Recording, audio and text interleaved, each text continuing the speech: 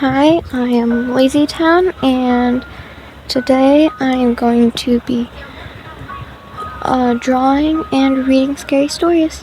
Let's go. Hi guys, the first story I'm going to be telling is Robert the Doll. Robert the Doll is based off of a true event, so I'll tell you some background information beforehand. So Robert the Doll is this doll, right now, well, it's in a museum now, but if you go to the museum, you gotta make sure not to take pictures of him without asking him, and you have to greet him, and you have to introduce yourself, and you gotta make sure you gotta say goodbye. So now let's get into the story. In the late 18,000s, Thomas Otto and his family moved into a mansion at the corner of Easton and Simonton streets in Key Weston, Florida, now known as the Artist House. The Ottos were known to be stern with their servants, sometimes even mistreat them. It was the treatment of the Haitian servants that provide a twist in the story. This woman was hired to take care of their son, Robert. One day, Miss Otto supposedly witnessed her practicing black magic in their backyard and fired her. Before she left, the woman gave Robert a lifelike doll which stood 3 feet tall, had buttons for eyes, human hair believed to be Robert's, and was filled with straw. Dolls that resembled children were not unheard of during this time, but this one proved to be special. Robert named the doll after himself and often dressed it in his clothes. Robert the doll became his trustworthy companion. He took it with him on shopping trips into town. The doll had a seat at the dinner table where Robert would sneak it bites of food when his parents weren't looking. Robert would even be tucked into bed with the boy at night. Soon this innocent relationship took a strange nature. Soon after, Robert chose to be referred to by his middle name, Jean. After being scolded by his mother, he told her that Robert was the doll's name, not his. Jean was often heard in his toy room having a conversation with Robert. Jean would say something in his childish manner, and respond could be heard in a much lower voice. Sometimes Jean would become very aggravated, worrying the servants and his mother. She would occasionally burst in to find her son cowering in a corner while Robert sat perched in a chair or on the bed glaring at him. This was only the beginning. Household objects soon be found thrown across the room. Jean's toys turned up, molted, and giggling could be heard whenever these unusual acts took place. Jean always said Robert did it. The boy took the punishment, but always insisted that the blame was Robert's. As the mischief grew, more and more servants took their leave as new ones were hired. The Otto's relatives felt it was time to do something. With the recommendations of a great aunt, Jean's parents removed Robert from his care and placed him in a box in the attic. This is where he resided for many years. After the death of his father, Jean was willed his boyhood home. He decided to live in the Victorian mansion with his new wife. Jean had become an artist and felt the house was spacious and would provide a space for him to paint. He went to the attic and dusted off his childhood toys. He became attached to the doll despite his wife's displeasure.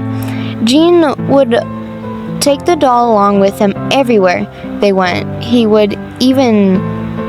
even sat in his favorite little chair while Jean and his wife slept nearby. The turret's room became Robert's dominant. After Miss Otto moved him back to the attic, their marriage slowly became sour until Miss Otto supposedly went insane and died of unknown reasons. Jean followed soon behind. Robert supposedly attacked people sometimes, locking them in the attic. People who passed by claimed to hear evil laughter coming from the Tourette's room. For some time, Robert remained in the empty house by himself until a new family purchased the mansion and restored it. The doll was once again moved to the attic. This pleased it as much as the last time. The doll was often found throughout the house. On this one certain night, Robert was found at the foot of the owner's bed, giggling with a kitchen knife in hand. This was enough to send them fleeing from the home. Robert was soon moved to the East Marotos Museum in Key West, where he sits perched in a glass box despite his new living quarters. The doll is believed to not have given his maintenance away. Visitors and employees claim they have seen the doll move. His smile has been known to turn into a scowl. One employee claimed Robert turned off all the lights and left for the night.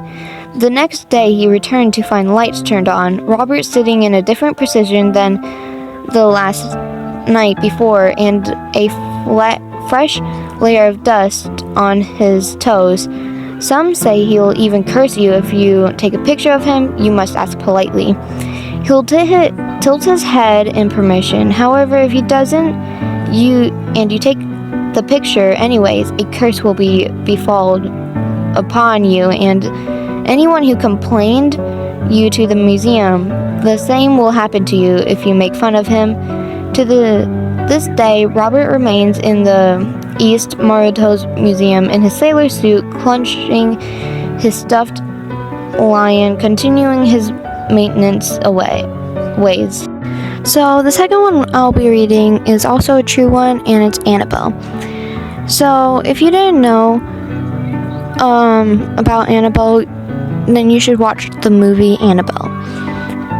It's really good, I promise you. But now on to the story. In 1970, a mother purchased an antique Ragged Ann doll from a hobby store. The doll was for her daughter Donna on her birthday. Donna at the time was a student in college preparing to graduate with her nursing degree and resided in a tiny apartment with her roommate Angie, a nurse as well. Pleased with the doll, Donna placed it on her bed as a decoration and didn't give it a second thought until a few days later. Within the time, both Donna and Angie noticed that there appeared to be something very strange and creepy about the doll. The doll apparently moved on its own.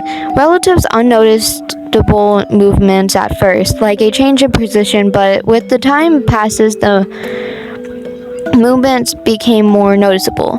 Donna and Angie would come home to find the doll in a completely different room with which they had left it in. Sometimes the doll would be found cross-legged on the couch with his arms folded over. Other times it was found upright, standing on its feet, leaning against a chair in the dining room. Several times Donna placed the doll back on the couch before leaving for work, would return home to find the doll back in her room on the bed with the door closed. One night, Donna came home to find the doll had moved again. This time it was on her bed. Donna had came to find that this was typical of the doll, but somehow she knew this time it was different. Something wasn't right. A sense of fear came over her when she inspected the doll and saw what looked like blood drops on the back of its hand in its chest. Seeming from nowhere, a red liquid had appeared on the doll. Scared and desperate, Donna and Angie decided it was time to seek expert advice. Not knowing where to turn, they contacted a medium in Sanet was held. Donna was then introduced to the spirit of Annabelle Higgins. The medium related the story of Annabelle to both Donna and Angie. Annabelle was a young girl that resided on the property before the apartment were built. She was a young girl of only 7 years old, and her lifeless body was found in the field upon which the apartment complex now stands.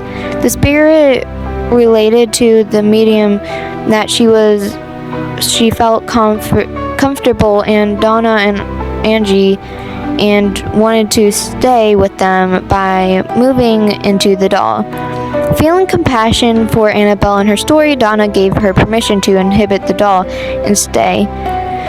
They were to soon find out, however, that Annabelle was not what she seemed. Later that week, Donna saw the doll, or Annabelle, was ripped and had haggard cuts along her mouth.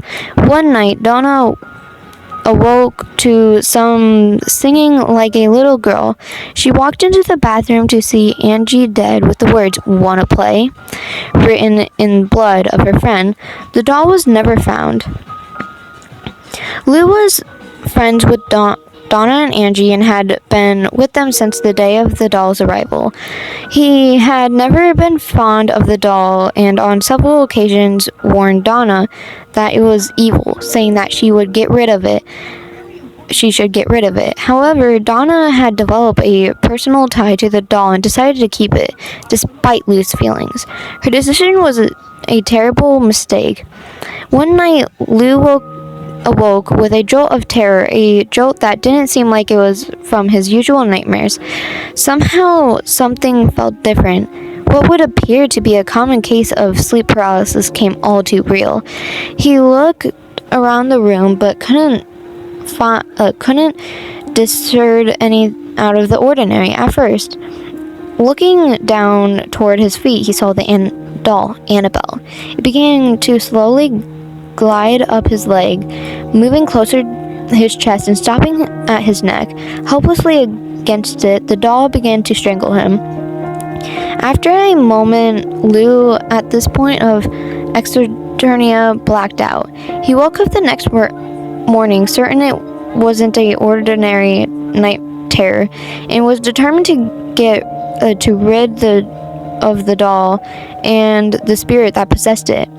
Preparing for a road trip the next day, Lou and Donna were reading over maps alone in her apartment. The apartment was eerie, quiet, and silent, with rustling sounds coming from Donna's room. Aroused fear that someone had broken into the apartment. Lou was determined to figure out what was causing the noise. Quietly made his way to the bedroom door. He waited the noise to stop before entering and turning on the lights. The room was empty except for Annabelle, whom was tossed in a corner on the floor. Lou searched the room for signs of forced entry, but nothing was out of place. As he got closer to the doll, he got the distinct impression that somebody was behind him. Spinning around, Lou found that despite his unease, nobody besides him and the doll were in the room. Then in a flurry of motion, he found himself doubled over in pain, with blood dripping from a cut on his chest. Upon opening the shirt, there on his chest appeared to be 7 distinct claw marks.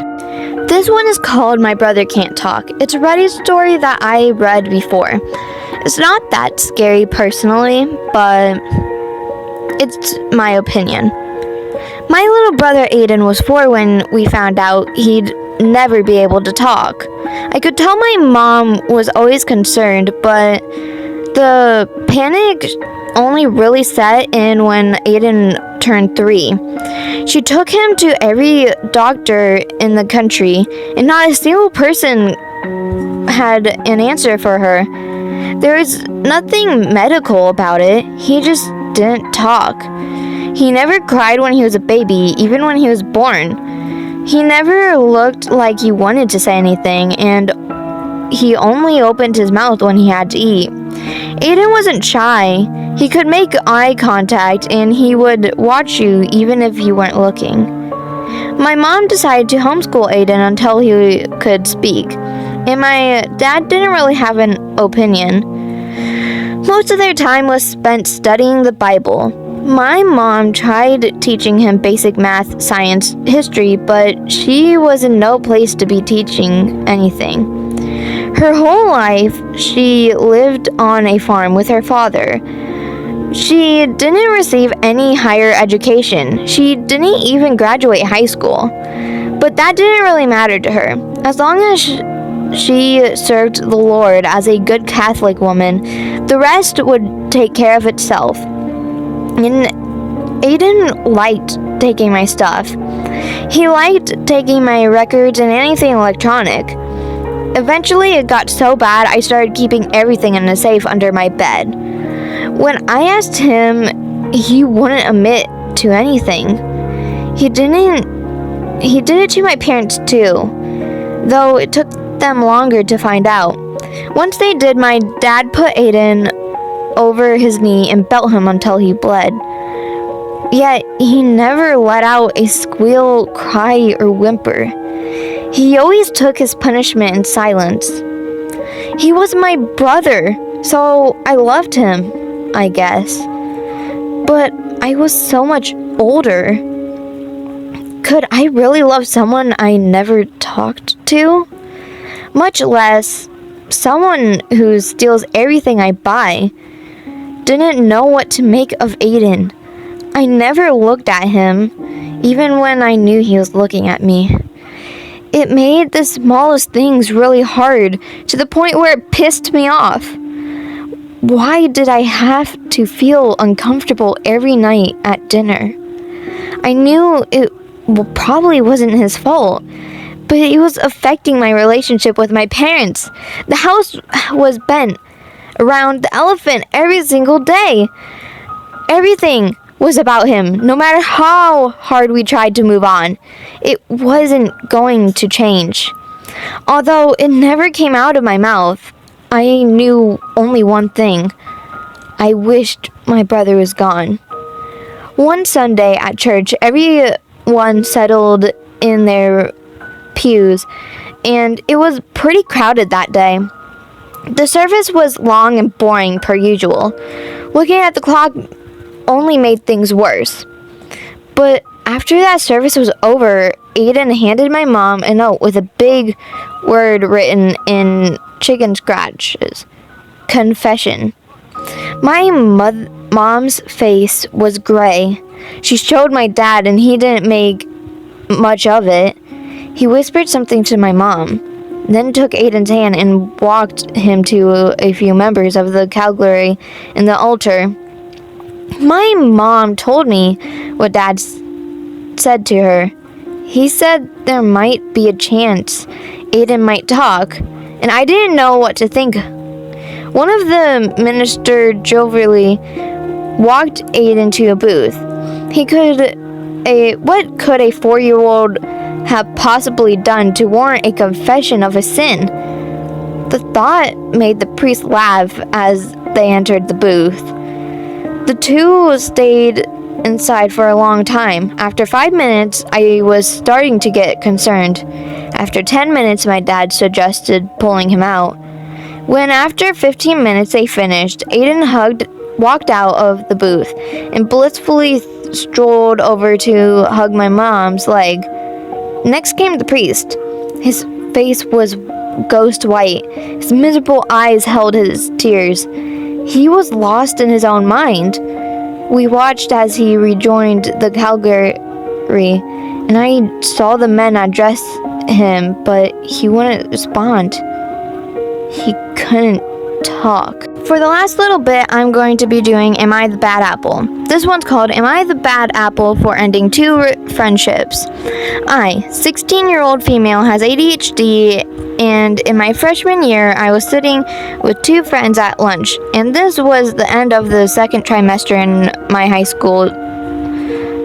They have a thing called IEP, where I can take my exams test in another room where it's quiet and I can focus. Well, my ex-friend decided to call me special needs in a mocking tone, and I was super insecure about it. So I called her out on it and she ignored me. And I have social anxiety, which makes me nervous to talk to people, which concludes why my voice was shaking trying to talk to the ex-friend who I and the other people never liked in the first place. I looked to my ex-best friend for guidance and help, but to my luck, I got nothing so I got up and cried to the school girls' bathroom, which again, I have social anxiety, so I can't read situations well. But the one thing I read was she wasn't laughing in a joking way, so I ended it, and my freshman year was miserable. I had no friends, but a person who talked to came up to me and told me that the girls were toxic and calling me weird. So am I the bad apple? Did I read the situation wrong, or did I overreact? That's all the reading I have for today. I really hope you enjoyed everything, the drawing, the reading, and I really hope my voice was at least decent for this video. I was a little worried listening back to a few clips, especially when I was putting my microphone in a different precision than I would normally have it. But I feel like the different precision, if I have it away from my face, like away from it enough, then I feel like it, like, I don't know how to explain, I'm sorry, but I feel like it doesn't add that wisp to my voice, or whatever you want to call it, because I was having a really bad time with that, with breathing. Then it would like go into the mic, and that wasn't fun. But I really do hope you enjoyed the picture and everything like that, and I'll catch you on another video. Bye.